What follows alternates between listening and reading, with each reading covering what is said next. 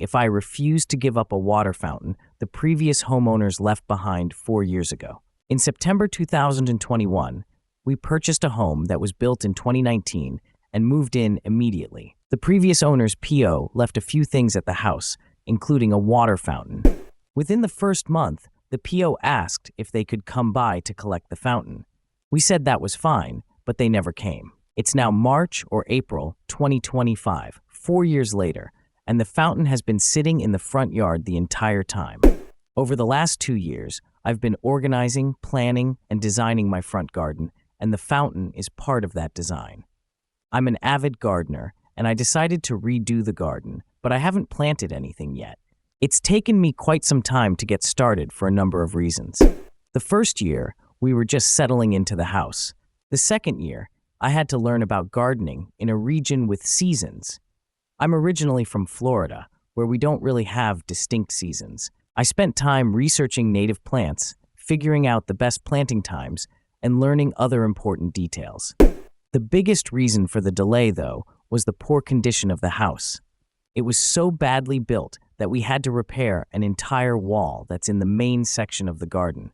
There was no point in planting anything while construction work was going on. After we finished the exterior of the wall, winter set in.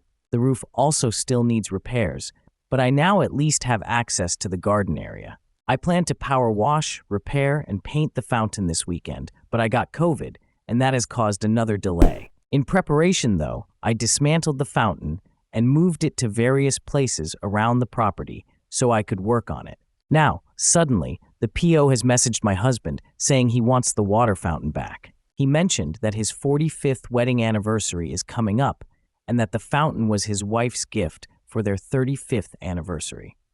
He then stated that he'll be stopping by to get it this weekend. I told my husband to let the PO know that I'm no longer willing to give up the fountain. The PO, however, claims it's not mine to part with and is insisting that he'll come by to pick it up.